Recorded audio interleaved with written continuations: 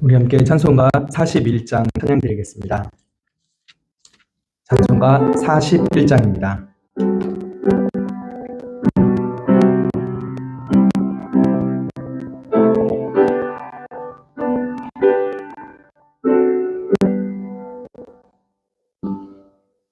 큰 영광 중에 계신 주 나 찬송합니다.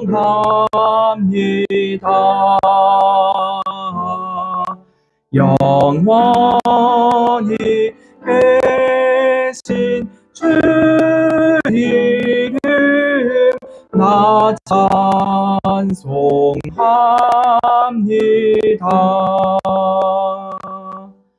한없이 크신 능력을 나 찬송합니다.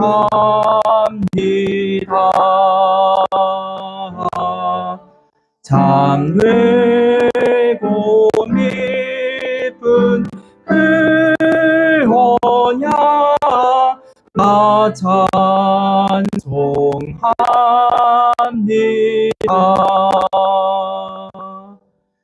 온 천지 창조하시던 그 말씀 힘이서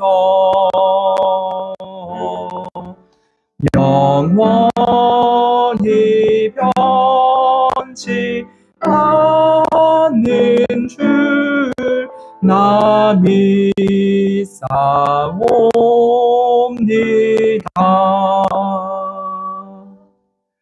그 온유하신 주 음성 날 불러주시고 그 품에 품어 주시니 나 찬송합니다.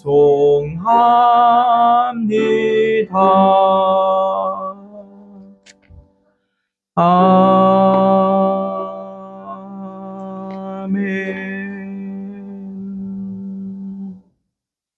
네, 다 함께 묵도하심으로 주일 저녁 기도회를 시작하겠습니다.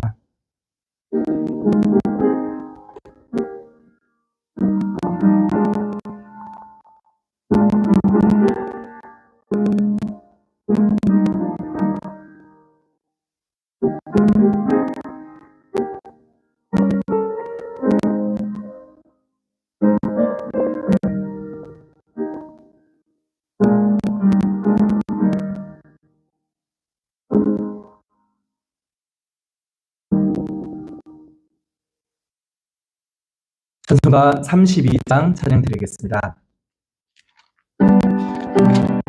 32장입니다.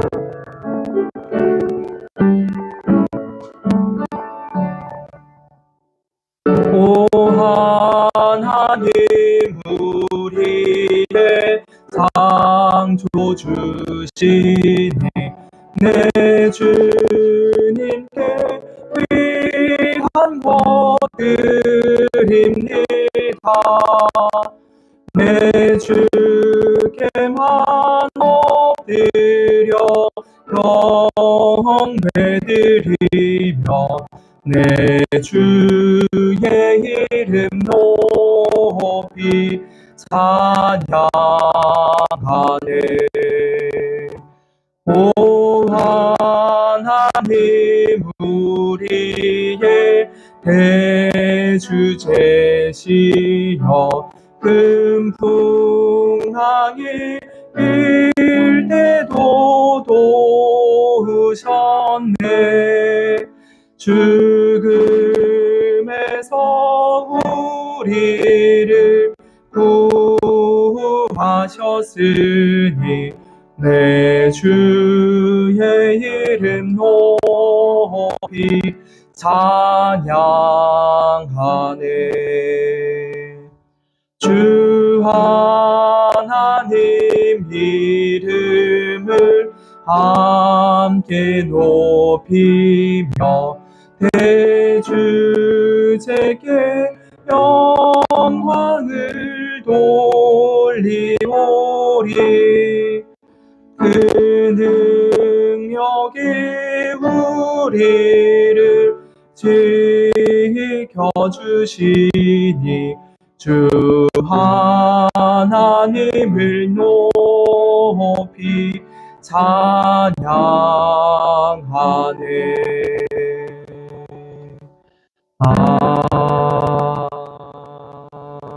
아멘. 11장 한 장 더 찬양 드리겠습니다. 11장입니다.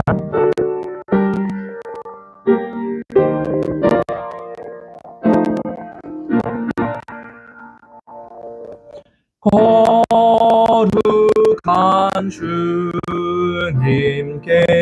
예배를 드리세. 무릎을 꿇고서 영광 돌려 금 같은 복종과 향기로운 겸손을 주님께 바쳐서 경배하네.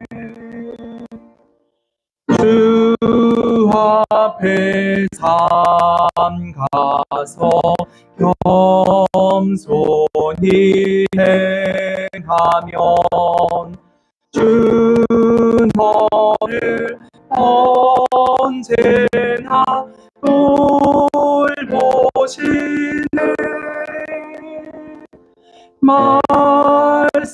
말씀엔 위로와 기도의 응답을 내 갈 길 바르게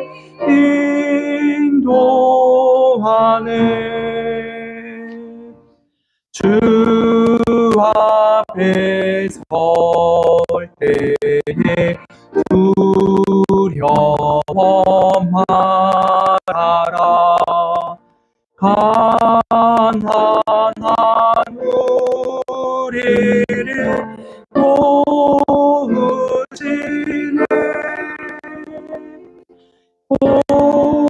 보배로운 진리와 온유한 사랑은 주님께 다 바칠 귀한 예물.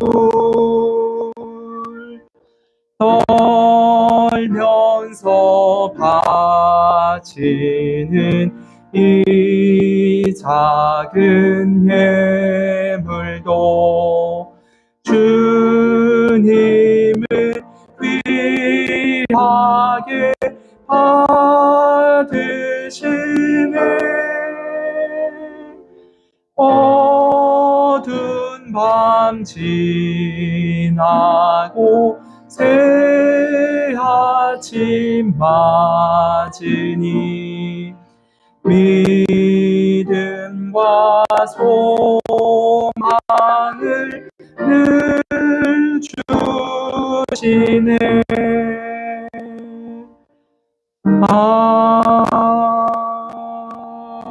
아멘.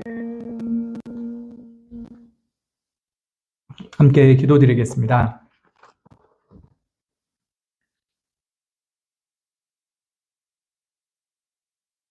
지극히 높은 하늘보다 더 높으신 곳에 계신 하나님 아버지, 낮고 낮은 이 땅 위에 사는 우리들을 날마다 항암하여 주시고 주님의 선하심과 인자하심을 따라 해와 비를 주시며 또한 영육간의 모든 필요를 채워주시는 하나님께 진심으로 감사를 드리옵나이다. 우리가 주님의 그 은혜를 인식하지 못하고 또 깨닫지 못할 때조차도 하나님은 한 번도 그 선하신 은혜를 거두시지 아니하시고 주께서 친히 세우신 1월 성신의 운행을 이루시고 또 이 땅을 지탱하시며 우리에게 모든 먹을 것과 쓸 것을 공급하여 주신 하나님께 감사를 드립니다. 뿐만 아니라 우리가 주님을 멀리 떠나 죄 가운데 헤매고 방탕하게 살아갈 때도 우리를 영영 내버리지 아니하시고 우리의 삶 가운데 찾아오시고 우리의 생활 속에 간섭하여 주시사 하나님을 잊지 않게 하시고 다시금 주님 앞에 나와 주의 긍휼을 구하고 주님께 우리의 기도를 아뢰며 주의 도우심을 힘입어 살아갈 수 있게 해주시니 감사를 드리옵나이다. 우리가 참으로 주의 형상을 따라 지음받은 귀한 존재일진데 하나님을 떠나 살았던 모든 죄를 회개하고 주님 앞에 나와 살기를 원하옵나이다. 또한 구원받은 자로서 여전히 옛 죄의 본성에 휩쓸려 죄를 짓고 하나님께 거역하는 일을 행하였음을 주님께 회개하고 다시는 또 그러한 죄를 짓지 않기를 위하여서 주님께 긍휼을 구하옵나이다. 모든 죄를 용서해 주실 뿐만 아니라 우리가 똑같은 죄에 똑같이 반복되어 넘어지는 일이 없도록 우리를 긍휼히 여겨주시고 성령 하나님께서 우리의 심령을 날로 새롭게 하여 주시기를 바라옵나이다. 주님, 우리 성가교회 교우 가운데 참 중한 질병으로 인하여서 오랫동안 병상에 있는 이들이 있습니다. 또 불의의 사고와 또한 중한 수술로 인하여서 병상에 있는 이들도 있습니다. 우리의 육신조차도 오직 주님의 것임을 고백하오니 주께서 친히 치료하여 주시고 회복시켜 주시기를 원하옵나이다. 또한 여러 이유로 인하여서 영적인 시험에 들고 또 사람들과의 관계로 인하여서 괴로워하고 가족의 문제로 인하여서 하나님 앞에 기도하고 있는 이들의 모든 상황을 아시오매 위로하여 주시옵고 그 모든 어려움 속에서 오직 하나님의 얼굴만을 구하는 참 믿음의 사람들이 되게 하여 주옵소서. 하나님의 선하신 때에 가장 좋은 방식대로 그들의 어려움을 해결하여 주시옵고 혹 그때가 더디 되다고 느껴진다 할지라도 주님의 때는 틀림이 없고 가장 정확하게 이루어질 것임을 믿음으로 인내할 수 있게 해주시기 원하옵나이다. 특별히 한국교회 여러 중요 교단에서 조회를 하고 있습니다. 교회 머리가 오직 예수 그리스도이심을 고백합니다. 또 장로 총대들이 교회 머리 대신 예수 그리스도의 뜻만을 간구하게 하여 주시기를 원하옵나이다. 자신의 사사로운 이익이나 인간의 부패한 본성을 또 쾌락을 좇는 그 어떤 것도 없게 하여 주시옵고 오직 예수 그리스도의 은혜만이 또 예수 그리스도의 진리만이 다스리는 총회가 되게 하여 주시기 원합니다. 그리하여서 총회 모든 임원들과 또한 총대 목사와 장로님들 모두 하나님의 뜻을 온전히 분별하여서 새로운 회기 동안에 하나님의 교회 여러 교단들을 주의 말씀으로만 섬길 수 있게 하여 주시기를 원하옵나이다. 하나님, 오늘 예배 가운데도 주님께서 임재하여 주시기를 원하오며 우리의 작은 기도에 응답하여 주시기를 원합니다. 예수님의 이름으로 기도합니다. 아멘. 이 시간 하나님 말씀은 열왕기하 14장입니다. 구약성경 584쪽에 있습니다.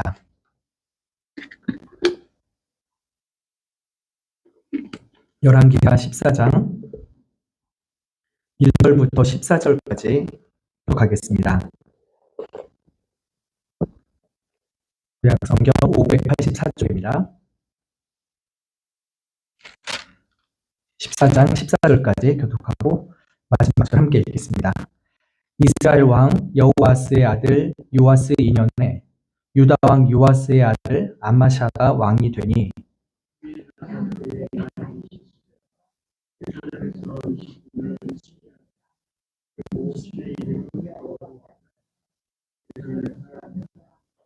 아마샤가 여호와 보시기에 정직히 행하였으나 그 조상 다윗과는 같지 아니하였으며 그 부신 요아스의 행한 대로 다 행하였어도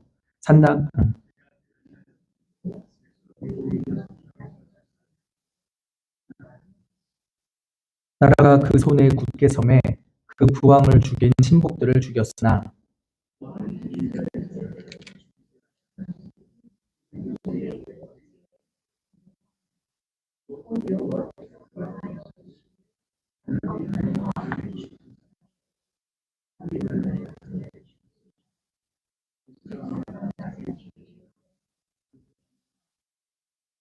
아마샤가 영국에서 에돔 사람 1만을 죽이고 또 셀라를 쳐서 취하고 이름을 요델이라 하였더니 오늘까지 그러하니라.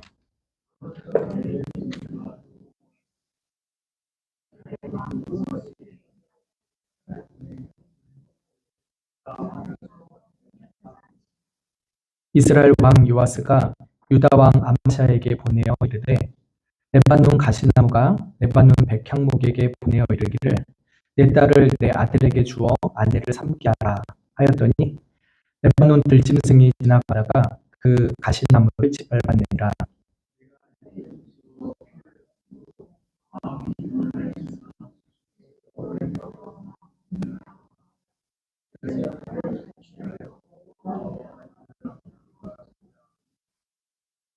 아마샤가 듣지 아니하므로 이스라엘 왕 요아스가 올라와서 유다 왕 아마샤로 더불어 유다의 벳세메스에서 대면하였더니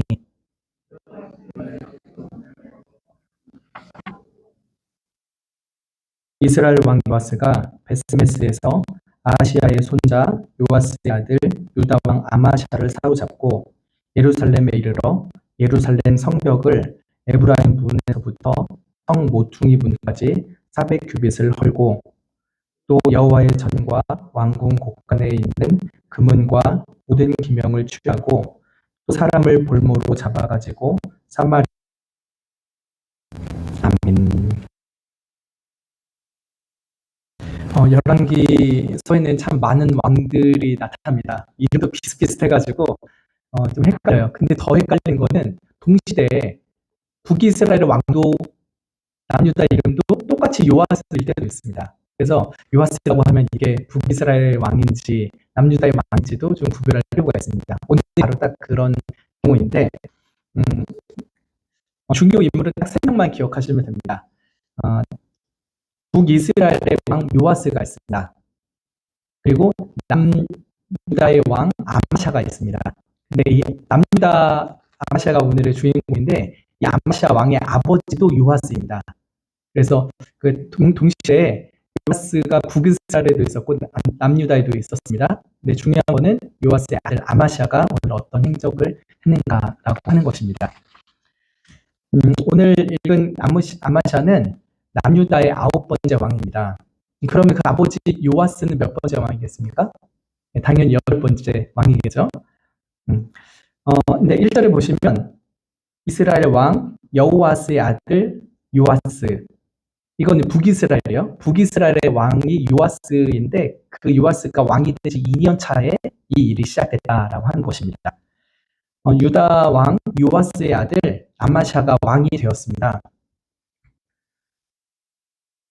그 아마샤가 왕위에 올라갈 때 나이가 25살이라고 하였죠. 그리고 예루살렘에서 29년을 치리했다라고 하니 54세까지 살다가 죽게 된 사람입니다. 어머니의 이름은 여호와라고 했죠. 이 아마샤를 좀 크게 평가를 해보자면은 초반기에는 하나님 앞에 정직하게 행하였습니다. 후반기부터 서서히 무너져가지고는 결정적으로 꽝 파멸하고야 마는 사람입니다. 초반에는 빠짝했으나 마지막이 매우 비참했던 사람입니다. 3절을 보시면요, 이 아마시아의 통치에 관한 신앙적인 평가가 기록되어 있죠. 아마시아가 여호와 보시기에 정직행하였다라고 했습니다. 이거는 후반기 모습입니까? 초반의 모습입니까? 네, 초반의 모습입니다. 이 아마시아에 대하여서 크게 2명의 비교 대상을 가지고 언급을 합니다. 첫 번째 비교 대상은 다윗인데요. 다윗은 하나님 앞에 여러 크고 작은 죄를 짓긴 했으나 그리고 하나님께서 늘 다윗을 기뻐하시고 하나님의 의로 친히 의롭다 하신 왕이었습니다. 그래서 남유다 많은 왕들을 다윗과 비교해가지고 평가하는 경우가 많죠. 근데 오늘 이 아마시아 같은 경우는 다윗과 같지는 않았다라고 했습니다. 다윗에는 훨씬 미치지 못하는 그런 경건을 가지고 있었다라고 하는 것이죠. 그리고 두 번째 비교 대상은 이 아마시아의 친아버지 요아스입니다. 그 붙인 요아스의 행한 대로 다 행하였지만 산당을 제하지 아니하였으므로 백성이 오히려 산당에서 제사를 드리며 분향하였다라고 하였죠. 다윗만큼은 아니어도 적어도 아버지 요아스 정도는 했다라고 합니다. 근데 그 요아스보다도 좀 못한 면이 있었으니 그것은 바로 산당을 놔두었다라고 하는 것입니다. 산당이 무엇입니까? 남유다 여기저기 산에다가 신전 같은 걸 만들어 놓은 거예요. 물론 남유다는 기본적으로 여호와를 믿는다라고 하니까 그 산당을 여러 개 만들어 놓고 거기서 여호와께 분향하고 제사 드린다라고 하죠. 그러나 그 여호와를 위하여서 예배한다는 것조차도 불법이었으니, 왜냐하면 하나님께서는 예루살렘이라는 중앙성소 한 곳에서만 예배드리라고 했습니다.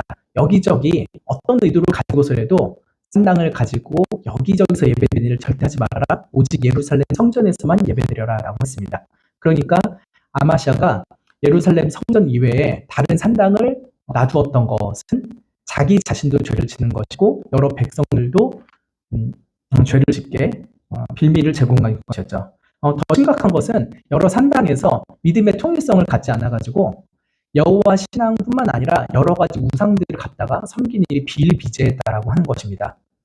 그래서 아마시아가 아버지 요아스 정도를 한다라고 한다면은 그런 산당조차도 제거를 하는 일에 힘썼어야 되는 것이었죠.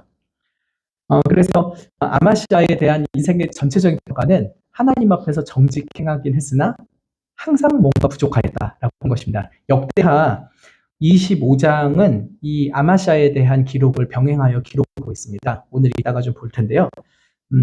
아마시아에 대한 총평을 역대하 25장에서는 이렇게 말합니다. 아마시아가 여호와 보시기에 정직히 행하기는 하였으나 온전한 마음으로 행치 아니하였다. 뭔가 하긴 해요. 근데 항상 부족한 거예요.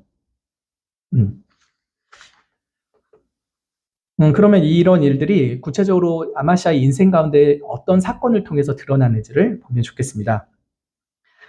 아까 말씀드린 것처럼 아마시아는 전반기에는 나름대로 여호와 보시기에 정직 행하였습니다. 크게 두 가지 사건을 통해서 그게 드러나는데요. 첫 번째 사건은 국내에서 있었던 사건입니다.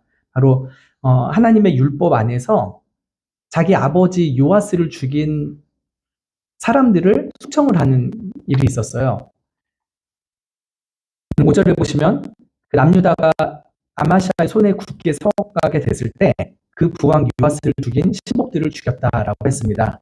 그 아버지 요아스는 초반기에 매우 신실한 왕이었습니다. 정말 신실했어요. 그런데 영적인 스승이었던 제사장 여호야다가 죽은 후에는 이 요아스가 급속도로 타락합니다.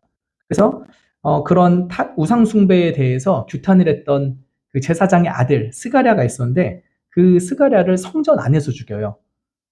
보통은 아무리 나쁜 왕이라도 성전은 그래도 좀 신성시 여기면서 밖에서 죽이는데 이 성전 안 번제단에서 이 제사장의 아들을 죽이는 일을 했습니다. 예수님이 나중에 그 스가랴가 죽었던 것을 언급할 정도로 굉장히 잔혹하고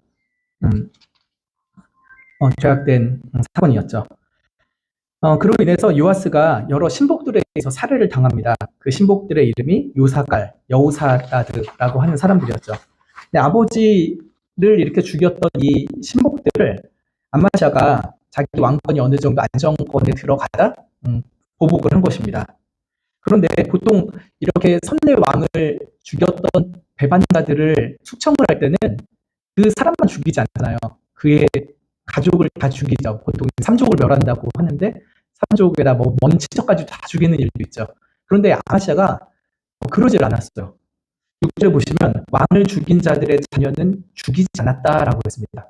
그 숙청 아버지를 죽인 사람들만 딱 그 사람들만 죽이지 그의 자녀들에 대해서는 전혀 손이 대지 않았습니다. 왜 그랬냐? 이는 모세 율법책에 기록된 대로 함이라라고 했습니다. 신명기 24장 16절에 그런 말씀을 하셨죠. 아비는 그 자식들을 인하여 죽임을 당치 않을 것이다. 그리고 자식들은 그 아비를 인하여 죽임을 당치 않을 것이라. 각 사람은 자기 죄에 죽임을 당할 것이라 라고 신명기에서 말씀합니다. 그 말씀을 그대로 순종한 거예요. 마음 같아서는 또 관례대로 하자면은 그냥 그 가족들 다 시키고 싶었겠죠. 그러지 않고 하나님의 말씀에 순종하려고 매우 절제를 한 것이었죠. 그래서 하나님의 공의의 제한선을 잘 지켜서 원수를 갚았던 겁니다. 그리고 두 번째 사건은 국외적인 사건이에요. 에돔과의 전쟁에서 있었던 일입니다. 오늘 본문의 7절에 보시면은 아마시아가 염곡에서 에돔 사람 1만을 죽이고 또 셀라를 쳐서 취하고 이름을 욕드엘이라 하였다라고 했죠.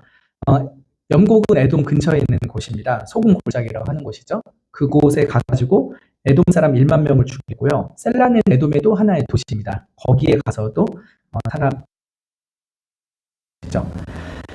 근데 이 에돔 전쟁 사건이 이 아마시아 인생 가운데 굉장히 중요한 변환점이 되는 사건입니다. 그래서 오늘 이 읽은 열왕기하 14장에서는 7절에 딱 한 줄만 하고 쓱 지나가잖아요.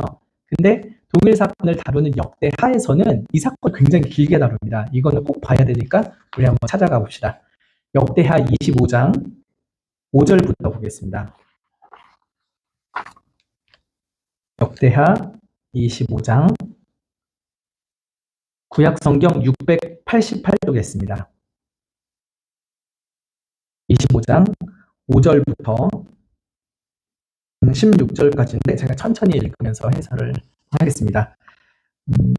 그 아마시아 인생을 해석하는 데서 여기가 더 중요한 본문입니다. 열왕기하보다 이 역대하가 더 중요한 본문이니까 꼭 눈여겨보시면 좋겠습니다. 네, 5절부터 보시면요. 아마시아가 남유다 사람들을 모으고 여러 족속을 따라서 천부장과 백부장들을 세웠습니다. 군대 장관들을 세웠죠. 그리고 유다 지파와 베냐민 지파를 함께 소집을 합니다. 그리고 20살 이상 된 성인 남자들을 계수해서 창과 방패를 잡게 하고 전장에 나갈 만한 자 30만을 소집을 했습니다. 남유다의 정예 부대 30만 명을 소집을 한 것이죠. 어디랑 싸우려고요? 에돔이랑 싸우려고. 예. 근데 이 30만 명의 병사로는 좀 부족하다고 생각했던 것 같습니다.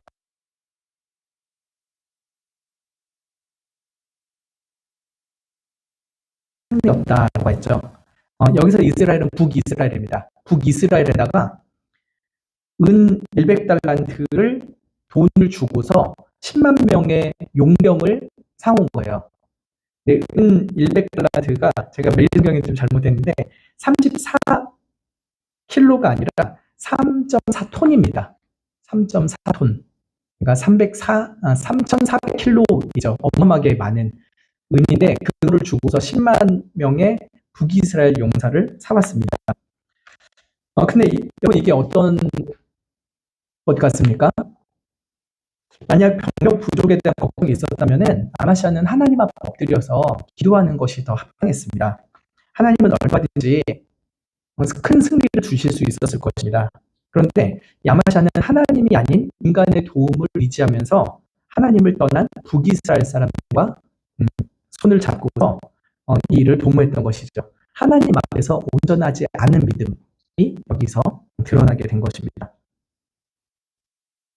그래서 하나님이 어떤 하나님의 사람을 아마시아에 계십니다. 7절에 왕이여 이스라엘 군대로 왕과 함께 가게 하지 마십시오 라고 합니다. 북이스라엘의 용병을 다 돌려보내라고 하는 것입니다. 왜냐하면 여호와께서는 이스라엘 곧 온 에브라임 자손과 함께하지 아니하시기 때문입니다. 맞죠? 이건 북이스라엘 열지파를 말하고 있는 것입니다. 왜 그럽니까? 이 북이스라엘 열지파는 처음부터 여로보암 왕을 따라서 하나님을 버렸고 금송아지 우상을 숭배하기 시작했습니다.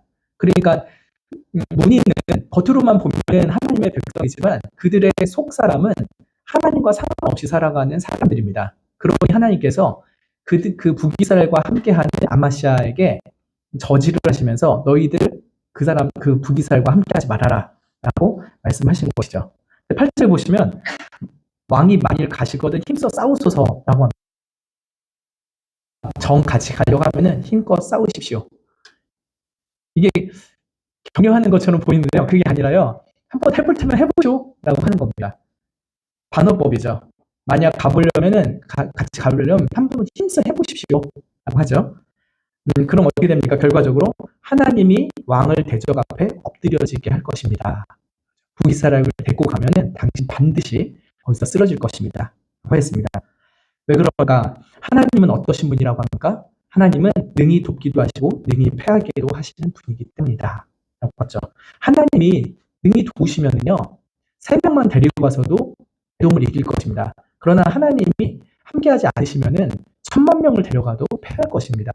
전쟁은 하나님께 달려있는 것이지 사람의 수에 많고 적음에 달려있지 않습니다. 무기의 많고 적음에 달려있지 않은 것이었죠. 아시아가 한 가지 걱정이 듭니다. 뭐냐면 9절에 하나님의 사람에게 말하죠. 내가 100달란트를 이스라엘 군대에게 주었는데 어찌합니까?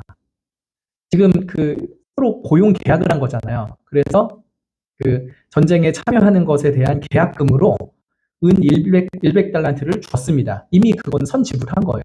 그리고 아마 그 일이 잘 끝나면은 뭔가 더 줄 수도 있겠죠. 그 계약을 할 때 계약금 먼저 하고 나중에 잔금 치르듯이 좀 그런 식의 계약을 하지 않았을까 싶습니다. 이미 제가 선계약금으로 그렇게 많은 돈을 줬는데 이거 어떡합니까? 저 사람들 돌려보내면 돈만 날리고 나의 지원군도 없이 가야 되는데 이거 괜찮을까요? 라고 하면서 걱정적인 말을 선지자에게 했던 것이죠. 여러분, 만약에 여러분이 하나님한테 물어본 적도 없이 어떤 사람과 동업을 하면서 그 사람에게 10억을 투자했다고 합니다. 그냥 있는 돈 없는 돈 다 긁어모으고 은행에서 대출 받을 수 있는 돈 다 해가지고 10억을 겨우겨우 맞춰서 그 사람한테 약 10억을 넘겨줬습니다. 이제 돈 벌 일만 남았구나, 도망서지 않겠구나 하는 기대감이 있는데 하나님이 어느 날 말씀 가운데 너 그 사람이랑 함께하지 말아라 라고 하면 여러분 무슨 생각부터 듭니까? 사업은 안 하면 안 할 수 있지만 먼저 준 10억은 어떡하라고요? 이런 마음이 들 수밖에 없겠죠. 이 하나님의 사람이 여호와께서 능히 이보다 많은 것으로 왕에게 주실 수 있나이다 라고 말을 합니다. 지금 은 1달란트 가까워서 용병 데리고 가는 일을 하지 마십시오. 하나님께서 은 100달란트가 아니라 200달란트, 300달란트도 능히 주시면은 주실 수 있으니 돈 아까워하지 말고 부기사를 다 떼어놓고 당신들만 가십시오 라고 말을 한 것이었습니다. 다시 여러분에게 적용하면, 우리들에게 적용하면 10억 누구한테 같이 투자하고 맡겼는데 하나님께서 그 돈 못 받아도 각오하고 그냥 끊어라. 내가 더 많이 주겠다. 라고 하면 여러분 어떻게 하겠습니까? 기꺼이 그럼 포기하겠습니까? 그래도 하나님 진짜 주시는 거 맞아요? 말로만 그러시고 안 주시는 거 아니에요? 이런 마음이 들면은 좀 불안하겠죠. 근데 아마시아는 어떻게 하겠습니까? 참 신기하게도요. 선지자의 말에 순종하기로 결정을 합니다. 돈을 잃는다 할지라도 하나님을 의지하고 가겠다라고 생각을 했었던 것 같습니다. 혹은 전쟁도 승리하게 될 것이고 돈도 더 많이 회수하게 될 것이다 라는 생각을 하면서 좀 계산 속으로 이렇게 했을 수도 있겠습니다. 어찌하든지 간에 10절에 아마시아가 에브라임에서, 이건 북이스라엘 수도죠, 자기에게 나온 북이스라엘 군대를 구별하여서 본 곳으로 돌아가게 했습니다. 기껏 전쟁하겠다고 용병들이 왔는데 다시 그냥 돌아가십시오. 내 은 200달란트 달란 얘기도 안 할 테니까 그냥 가십시오. 나는 하나님만 의지해서 전쟁 나가겠습니다. 이렇게 했겠죠. 그래가지고 그 전쟁 결과 어떻게 됩니까? 11절에 암마샤는 담력을 내어서 남유다 백성만 데리고 에돔으로 내려갑니다. 염곡에서 에돔군 1만 명을 죽이고, 또 심지어 1만 명을 또 생포했는데 그 사람을 골짜기에서 밀어가지고 1만 명을 또 죽이기로 합니다. 총 2만 명을 죽이게 되었죠. 그리고 아마 하나님께 순종했기 때문에 큰 승리를 얻었던 것으로 보입니다. 여기까지 보면은요, 암마샤의 인생은 굉장히 괜찮아 보였어요. 그죠? 국내에서 아버지의 원수를 숙청하는 데 대해서도 딱 율법의 선을 지켰습니다. 국외에서 에돔과의 전쟁을 할 때 물질적인 손해를 감수하고라도 하나님께서 믿음으로 행하라고 하는 것에 순종을 했죠. 이 정도면 꽤 괜찮은 신앙입니다. 그런데 이 에돔 전쟁에서 승리한 이후부터 좀 표현은 근데 이상한 행동들을 막 합니다. 지시라고 표현을 하고 싶네. 설교여서 그러지 못하겠고 이미 해버렸네요. 정말 이상하게 돌변을 해요, 사람이. 14절에 아마시아가 에돔 사람을 도륙하고 돌아올 때 세일 자손 에돔 사람들을 말합니다. 에돔 사람의 우상들을 가져다가 자기의 신으로 세우고 그 앞에 경배하며 분향한지라라고 합니다. 정말 납득이 안 가지 않습니까? 패전국의 신이잖아요. 그러면은 아마시아가 모셨던 여호와보다 더 못난 신이라는 게 너무 분명하게 드러난 상황인데 그 패전국의 신을 가져다가 믿고 오히려 자기에게 승리를 주신 하나님을 저버리는 거예요. 여러분 왜 이럴까요? 저희 본문 읽으면서 너무 이해가 안 되는 거예요. 왜 그랬을까? 에돔한테 졌으면은 에돔의 신이 더 세구나. 여호와 버리고 에돔 신 찾아야겠다라고 생각을 할 법도 한데 그러지 않으니까 이게 너무 이해가 안 됩니다. 주석에 몇 가지 썰들이 있습니다. 한 가지는 에돔 우상들이 에돔의 백성들을 죽인 아마시아에게 해코지를 할까봐 아마시아가 아우 내가 당신들의 백성을 죽여서 너무 미안합니다. 에돔 신들이요. 내가 당신들도 모시겠습니다. 라고 하면서 데려와서 섬긴다라고 하는 거예요. 즉 에돔 신에 대한 미신적인 두려움 때문에 내가 당신들도 잘 섬겨야겠습니다. 라고 하면서 에돔 신들을 데려왔다라고 하는 것이죠. 이게 한 가지 설이고요. 또 한 가지의 설은 그 에돔의 우상들이 외향적으로 너무 멋져 보이는 거예요. 왜냐하면 여호와 하나님은 모습이 없잖아요. 어떤 신상을 만들어 놓고 그 앞에 절하고 이런 게 없잖아요. 그냥 막연해요. 여러분도 그러지 않습니까? 하나님을 섬긴다는 게 눈에 보이고 하나님의 음성을 들으면 너무 생생하고 하나님을 감각적으로 믿을 수가 있죠. 근데 하나님은 우리가 감각할 수 있는 방식으로 잘 안 나타나시잖아요. 그러니까 에돔의 우상들이 눈에 보기도 너무 멋져 보이고 뭔가 세 보이고 진짜 힘을 줄 것만 같은 이상한 착각에 순식간에 사로잡혀가지고 그 에돔 신상을 가져왔다라고 하는 해석도 있습니다. 즉 어떤 우상의 마성적인 매력에 미혹된 거예요. 미신적인 두려움 때문이었는지 아니면은 마성적인 매력에 미혹되었는지는 정확히 모르겠습니다. 무서워서 데려왔는지 아니면 좋아서 데려왔는지 잘 모르겠습니다. 왜냐하면 성경에 그 동기를 기록하지 않아서 그래요. 그래서 그냥 이렇게 생각해 볼 수 있겠다 정도로 말씀드릴 수 있습니다. 어쨌든 이 일로 인해서 여호와께서는 아마시아에게 진노하십니다. 한 선지자를 또 보내시죠. 에돔의 우상들이 에돔을 구원하지도 못했는데 왜 그 패전국의 신들에게 구하냐? 라고 하면서 선지자를 통하여서 꾸짖으십니다. 근데 아마시아가 그때라도 돌이켰으면 참 좋았겠죠. 그 북이스라엘은 용병 데리고 가려고 했을 때 하나님 사람이 와서 그러지 말라라고 했을 때 그때는 순종했잖아요. 이번에도 순종했으면 참 좋았을 텐데 이번에는 매우 반항을 합니다. 완악한 신하들과 함께 아마시아가 이렇게 말하죠. 우리가 너로 왕의 모사를 삼았냐?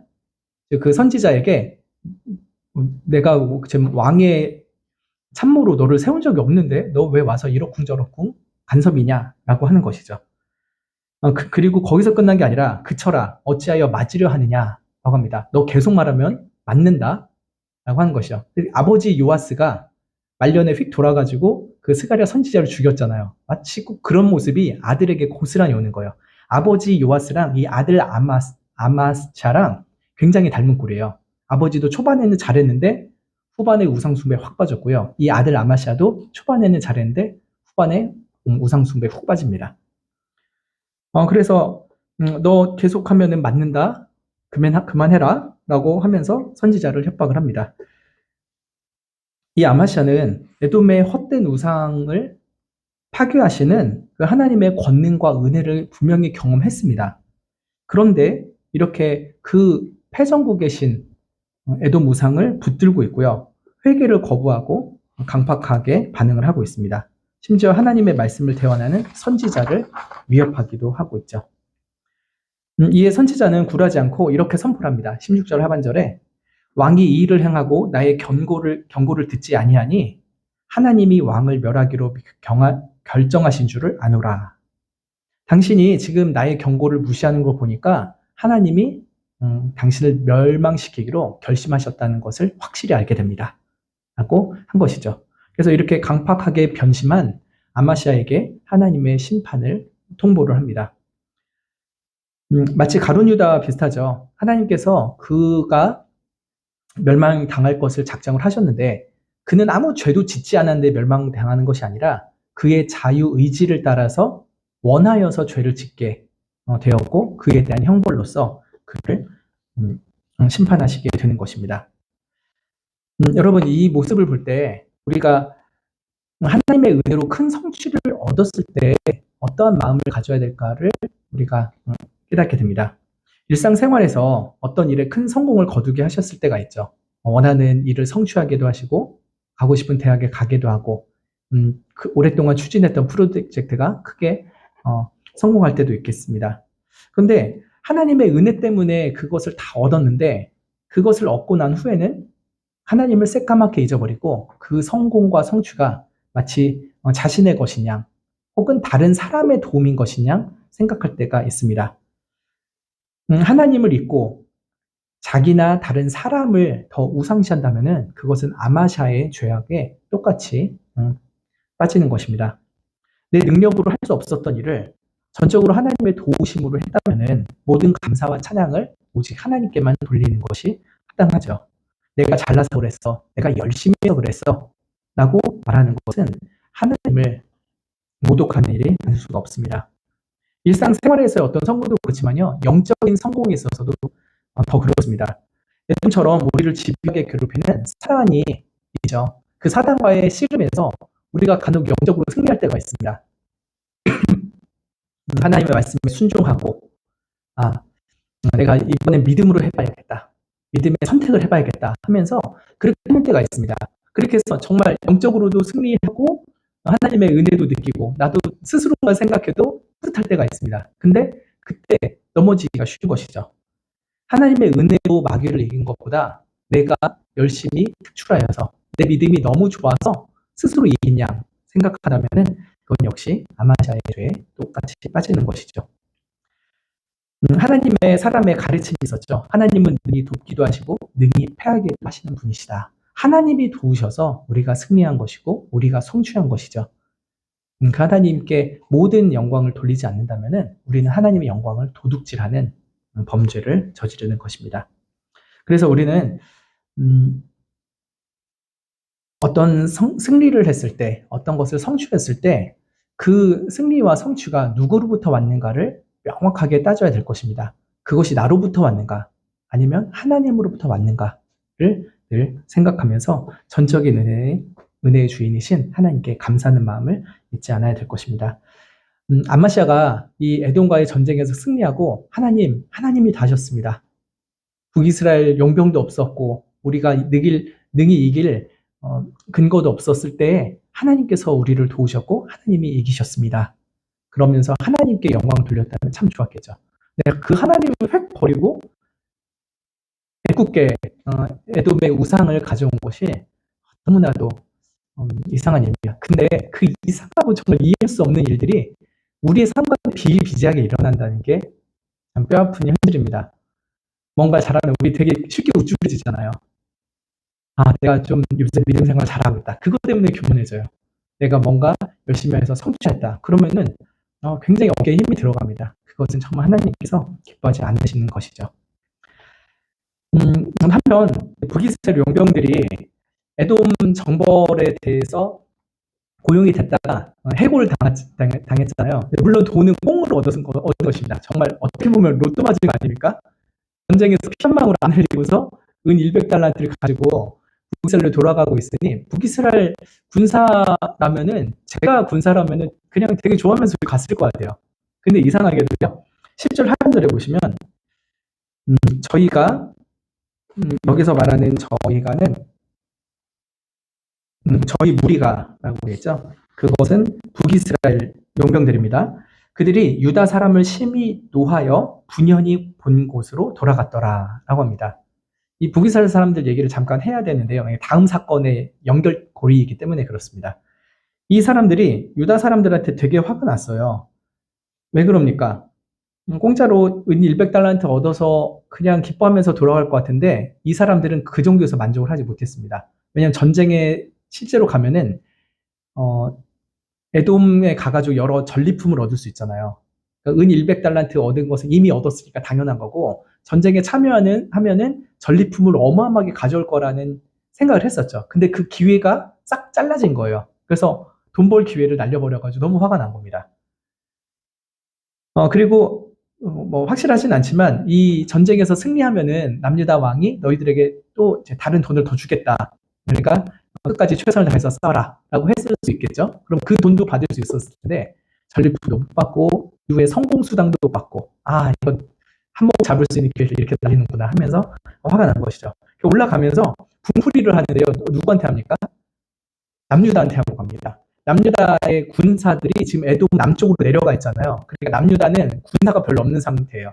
남유다에서 북이스라엘 올라가면서 남유다에 있는 성읍 몇 개들을 침략을 해가지고 사람들을 죽이고요. 거기서 물건을 뺏고 또 사람들을 심지어 잡아가기도 합니다. 3천 명의 사람을 잡아가죠. 13절에 보시면 아마시아가 자기와 함께 전장에 나가지 못하게 하고 돌려보낸 군사들, 북이스라엘 군사들이 사마리아에서부터 베드론까지 유다 성읍을 엄습하고 사람 3천을 죽이고 물건을 많이 노력하였더라라고 했습니다. 그래서 에돔 가서 할 거 못했으니까 남유다에서라도 하고 가자 하고서 죽이고 빼앗고 훔쳐서 돌아간 것입니다. 이 사건이 이제 아마시아의 인생의 몰락을 가장 재촉하는 촉발제가 되는 사건입니다. 저희가 다시 열왕기하로 돌아오면 좋겠습니다. 14장에 보시면요. 8절에 아마시아가 참모들과 여러 상의를 합니다. 그리고 나서 북이스라엘에 가서 우리 전쟁하자라고 합니다. 왜 그러겠습니까? 지금 한 번 당했잖아요. 그들이 북이스라엘 용병들이 올라가면서 남유다 자신들의 백성들을 막 부시고 갔기 때문에 남유다 왕 입장에서는 자존심도 상하고 이렇게 가만히 있으면 안 되겠다라고 생각했던 것은 맞습니다. 그래서 북이스라엘 용병들의 만행에 대한 복수전을 시작을 합니다. 8절에 아마시아가 예후의 손자 여호아스의 아들 이스라엘 왕 요아스에게 사자를 보냅니다. 그래서 와라 우리가 서로 대면하자라고 하죠. 이 대면하자라고 하는 게 간만에 만나서 커피 한잔 합시다 이게 아닙니다. 전쟁합시다라고 하는 관용적인 표현입니다. 지금 이 남유다 아마시아는 교만심에 부풀어서 터질 것만 같습니다. 에돔도 넉넉하게 이겼고 지금 보니까 북이스라엘 생각이 들었죠. 에돔과의 전쟁 승리가 하나님의 은혜인 줄을 까먹고 자기 능력이라고 착각했던 것 같습니다. 그리고 에돔의 우상이 에돔은 못 지켜줬어도 우리 남유다는 지켜주리라 라고 하는 말도 안 되는 상상을 하면서 이 전쟁을 추진합니다. 하나님 의지하지 않고 에돔 우상 의지하면서 지금 북이스라엘과 싸우려고 하는 것이죠. 북이스라엘 요아스가 한 우화를 들어가지고 아마시아를 저지합니다. 요새 좀 속된 말로 하면 돌려가기라고 하죠. 이렇게 직접적으로 말하지 않고 이런 얘기해가지고 너 지금 헛짓하지 말아라 라고 말하는 겁니다. 9절에 레바논의 가시나무는 볼품 없잖아요. 삐쩍 마른 가시나무가 레바논의 백향목, 거대하고 진짜 굵고 길쭉한 그 큰 나무에다가 보내어서 말합니다. 너의 딸을 내 아들에게 주어서 아내를 삼게 해라 하는 거죠. 가시나무가 지금 백향목 며느리 맞겠다라고 하는 것이죠. 그랬더니 레바논의 들짐승이 지나가다가 그 가시나무를 짓밟았다라고 합니다. 뭐가 뭐를 비유하는지 느낌이 오시죠? 가시나무는 남유다 아마시아죠. 그리고 백향목은 강력한 요아스인 것으로 보입니다. 그리고 그 가시나무를 짓밟을 들짐승은 북이스라엘의 군대가 아닐까 싶습니다. 그러니까 한마디로 너 나한테 덤벼봐야 짓밟힐 뿐이다. 가만히 있어라 라고 한 것이었죠. 어떻게 보면 점잖게 전쟁하지 말라라고 타이른 거예요. 북이스라엘 왕이 이기력이 훨씬 훌륭하죠. 충분히 이길 수 있으면 깨부실 텐데 그러지 않고 아예 전쟁도 하지 말고 그냥 시작도 하지 말아라라고 한 것이었죠. 그런데 10절에 보면 왜 네가 전쟁하려지 내가 네 속을 다 알고 있다라고 요아스가 말합니다. 네가 에돔을 쳐서 파하였으므로 마음이 교만하였다. 스스로 영광을 삼아 궁예나 거해라. 어찌하여 화를 자초하여서 너와 남유다가 함께 망하려고 하냐 합니다. 너 지금 에돔이 이겼다고 해서 지금 교만의 마음이 부풀어 있다. 그렇게 좋으면은 스스로 영광 삼아서 그냥 집에만 살아라. 왜 굳이 여기 와가지고 죽으려고 하느냐. 하죠. 너만 죽는 게 아니라 남유다가 다 망할 거다. 덤비지 말아라 나한테. 이렇게 하는 것입니다. 그런데 11절 상반절을 보면은 암마시아가 어떻게 반응합니까? 듣지 않는다라고 했습니다. 듣지 않습니다. 사람이 망할 때 귓구멍부터 막힌다고 해요. 남의 말을 안 들어요. 귀가 꽉 막혀가지고 하나님께서 북이스라엘 요아스를 통하여서 전쟁하지 말라라고 말씀하시는데 그거를 듣질 않습니다. 그래서 전쟁을 강행을 하려고 하죠. 근데 이것에 대해서 역대하 25장 우리가 아까 봤던 거기에 20절에 보면요. 아마시아가 왜 이렇게 귓구멍이 막혔는지를 말씀합니다. 아마시아가 듣지 아니하였으니 이는 하나님께로 말미암은 것이라. 이 아마시아가 듣지 않는 것은 하나님께로부터 말미암는 일이라고 해요. 25장 20절인데 이는 하나님께로 말미암은 것이라 저희가 에돔 신들에게 구하였으므로 그 대적의 손에 붙이려 하심이더라.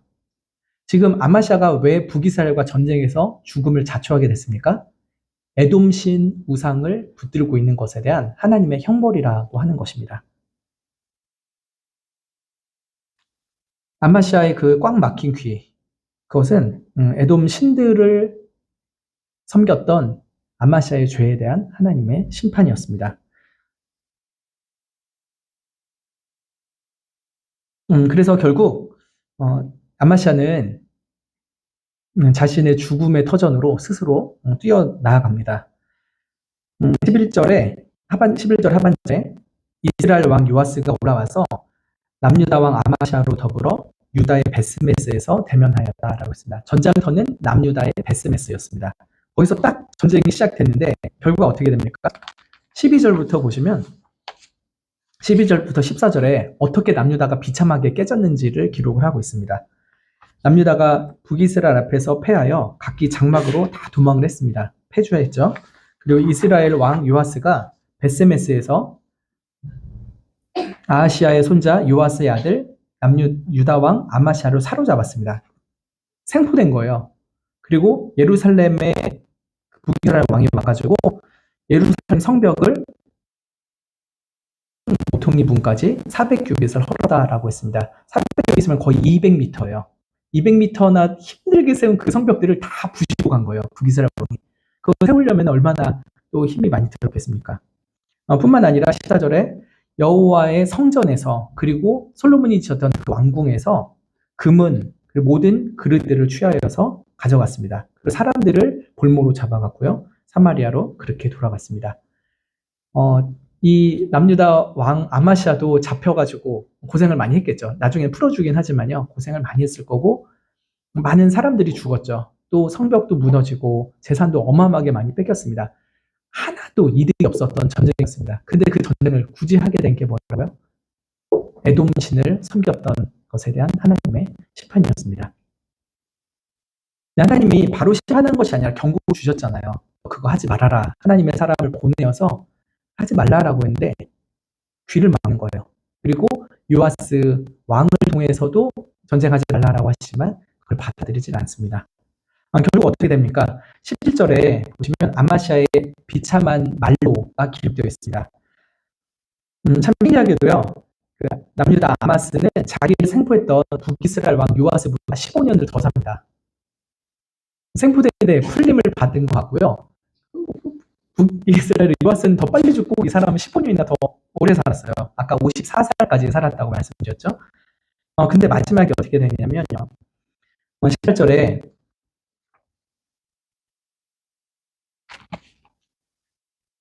19절에 보시면 예루살렘에서 우리가 저를 모반한 고로 저가 라기스로 도망하였더니 모반판 이게 하였다 하였습니다. 자기 아버지도 신복들에게 살해를 당했죠. 네, 아마시아 이 아들 역시 예루살렘에서 신복들에게 배신을 당합니다. 그래서 라기스라는 성까지 도망을 가요. 예루살렘에서 한 50km 떨어져 있는 곳이거든요. 거기까지 도망을 가는데 그 신복들이 자객을 그 라기스 성까지 보내가지고 거기서 죽임을 당하게 됩니다. 역대 기자는 역대하에서는 이 아마시아의 죽음에 대해서 또 이렇게 신학적인 해석을 합니다. 아마시아가 돌이켜 여호와를 버린 후로부터 무리가 저를 모방했다라고 했습니다. 아마시아가 언제부터 신하들에게 배신당했는가 했냐면요. 아마시아가 여호와를 배신했을 때부터 합니다. 아마시아가 하나님을 버리자 아마시아의 신하들이 아마시아 왕을 버리고 언제 죽일까 계략을 짜기 시작했다라고 하는 것입니다. 하나님께서는 나를 존중히 여기는 자를 내가 존중히 여기겠다. 나를 멸시하는 자를 내가 경멸히 여기겠다라고 말씀하셨죠. 옛적에 그 다윗을 괴롭혔던 사울 왕에게 하셨던 말씀입니다. 이렇게 해서 아마시아는 그런 하나님의 성품대로 하나님을 경멸히 여긴 대가를 죽음으로 치르게 되었습니다.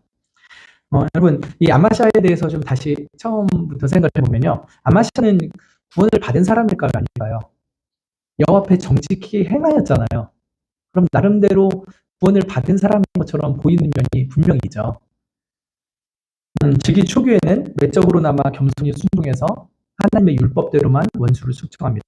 하나님의 사람의 말씀대로 해서 북이스라엘 용병을 보내고 순종하면서 남유다 군대만 데리고 가기도 했었죠. 이런 것을 보면은 거듭난 사람처럼 보이기도 합니다. 근데 후반기에 있는 여러 가지 모습을 보면은 이 사람이 거듭나지 않았다라고 보는 것이 더 타당하게 보이는 면모가 훨씬 많죠. 큰 승리를 주셨는데 그때 여호와를 배반합니다. 패전의 신 에돔의 우상들을 섬기고 그 앞에 부복하는 영적인 어리석음에 깊이 빠져들었죠. 하나님께서 선지자를 보내셨지만 끝끝내 돌이키지 않았고요. 오히려 선지자를 죽이겠다고 달려들기도 합니다. 고집스러운 우상 숭배 그리고 강팍한 마음이 그가 거듭나지 않았다라고 하는 증거가 아닐까 생각이 듭니다. 결국은 북이스라엘에게 패전하고 신복들에 의해서 거듭나지 않은 사람이라도 인생의 어느 한때 몇 년 혹은 몇십 년 동안이라도 하나님 앞에 순종하며 사는 듯한 모습을 보이기도 합니다. 그래서 교회에 다니는 사람 보면요. 저 사람 진짜 거듭났나 보다 생각이 드는 이들이 많이 있어요. 근데 그 판단은 언제 할 수 있습니까? 그 사람의 인생의 마지막에 가서 할 수 있습니다. 처음보다 더 중요한 건 인생의 마지막 때가 어떤가인 것이죠.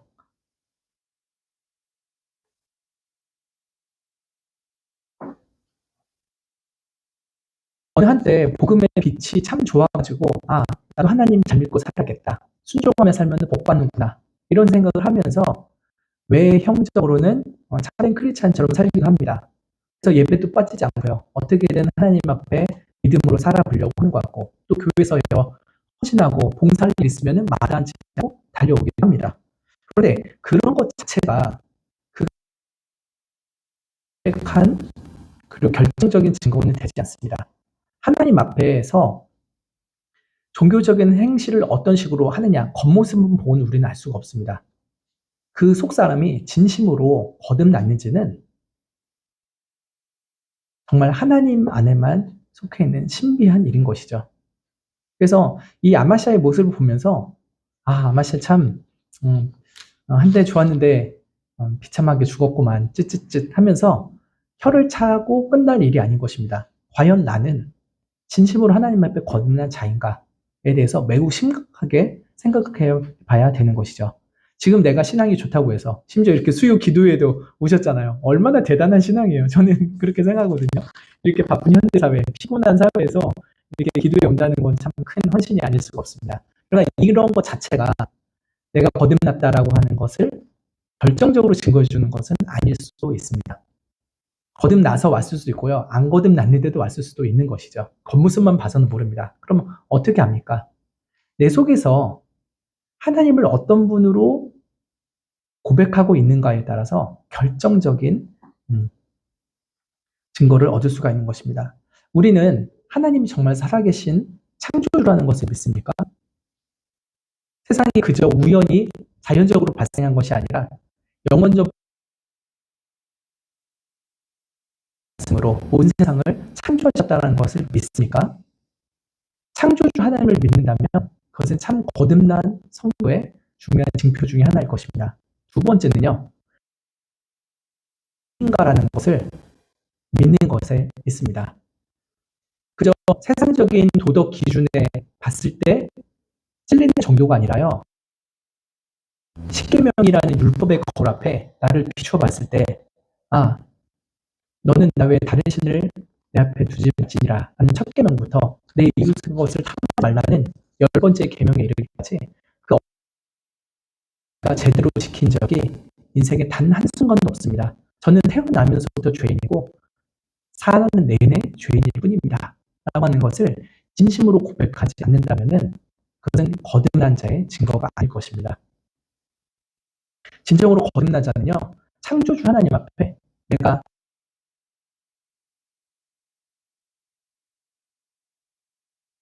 나의 이러한 죄 가운데 가룟유다처럼 스스로 절망하고 함몰되는 것이 아니라 우리에게 구원자로 보내주신 예수 그리스도 앞에 믿음으로 나오는 것입니다. 거듭난 사람은 죄를 지었을지라도 예수 그리스도 앞에 나와서 예수 그리스도의 은혜를 붙잡고 그의 옷자락을 붙잡습니다. 그러나 거듭나지 않은 자는 자기가 죄인이라는 걸 깨닫고 인정한다 할지라도 예수님 앞에 엎드리지 않습니다. 베드로와 가룟유다의 차이인 것이죠. 그래서 내가 진짜 거듭났는가를 생각하는 것은요, 내가 어떤 종교적인 외형, 겉으로 보이는 순종을 잘했다 안 했다가 아닌 것입니다. 진정으로 내가 창조주 하나님을 나의 구주로, 창조주 하나님을 믿는가, 내가 그 앞에 죄인이라는 것을 고백하는가, 그리고 죄인의 구주이신 예수 그리스도를 붙잡는가에 달려있는 것입니다. 그러한 참 거듭남의 은혜를 받은 증거들이 우리 모든 성도님들 가운데, 우리 가운데 있기를 원합니다.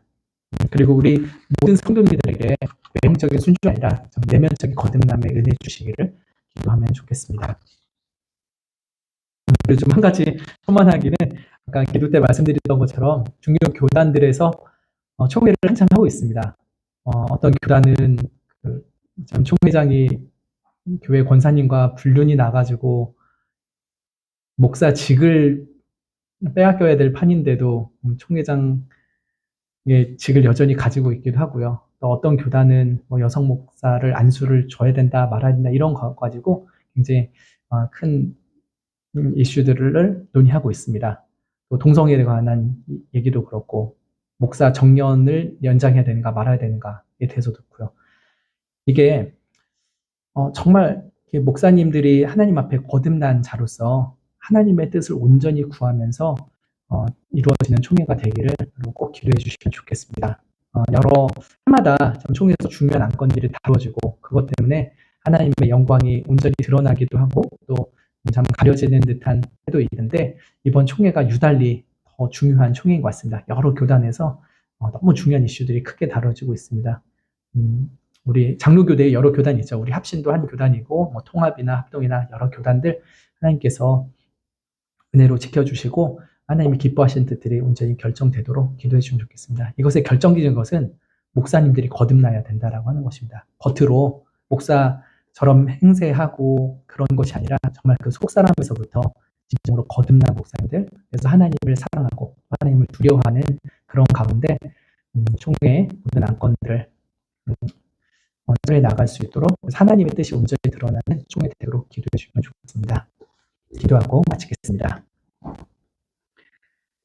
하나님, 어떤 왕들은 참 보기에는 하나님 앞에 순종한 듯 하지만 그 인생의 끝자락을 보면 거듭나지 않은 인생을 살아가기도 합니다.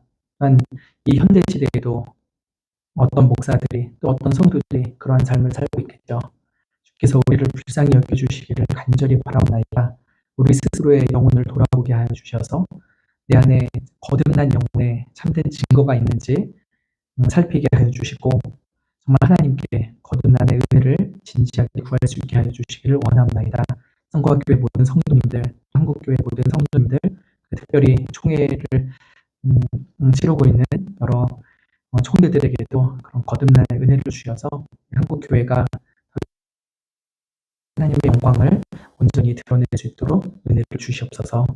예수님의 이름으로 기도드립니다. 아멘. 하늘에 계신 우리 아버지여, 이름이 거룩히 여김을 받으시오며 나라의 임하옵시며 뜻이 하늘에서 이룬 것 같이 땅에서도 이루어지이다.